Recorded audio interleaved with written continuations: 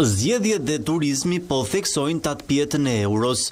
Vlera e valutës europiane përballë lekut ka rënë në nivelin më të ulët në 17 vite. 1 euro po këmbet sipas kursit të publikuar nga Banka e Shqipërisë për më pak se 98 lek. Në krahasim me prilin, valuta europiane ka humbur 1.26 pikë.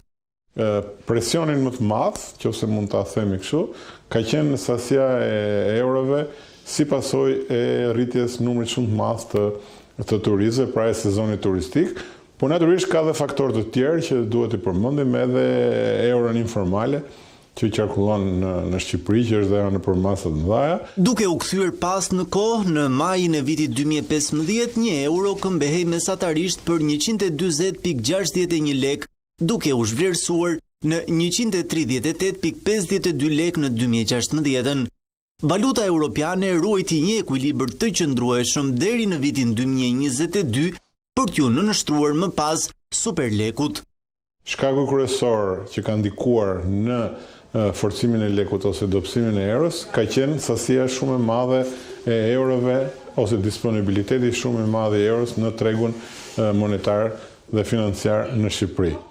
Blerjet e detyruara mbi vlerat e planifikuara bashkë me eurobondin kanë zgjeruar rezervën valutore të Shqipërisë në nivelin më të lartë ndonjëherë. Në fund të marsit, ajo arriti në gati 7 miliardë euro, nga më pak se 6.3 miliardë në shkurt. Në krahasim me marsin e një viti më parë, rezerva valutore është zgjeruar me 1.3 miliardë euro apo me 23%. Deri tani ne kemi folur shpesh për mundësinë e ndërhyrjes së Bankës së Shqipërisë për të bërë blerje masive në treg, për të rritur rezervën valutore ose për ta përdorur për arsye të tjera, por që gjithsesi edhe kjo ka një limit dhe nuk mund të jetë dhe nuk bën pjesë edhe vetëm objektivat themelor të Bankës Qendrore. Agjentë të tregut valutor parashikojnë se euro do të vijojë të zhvlerësohet edhe në vijim, si pasojë e zgjedhjeve dhe afrimit të sezonit masiv turistik veror. Për shkak të metodologjisë në kursin e këmbimit, të njëjtën ecuri do të kenë edhe valutat e tjera kryesore në vend si dollari apo paundi.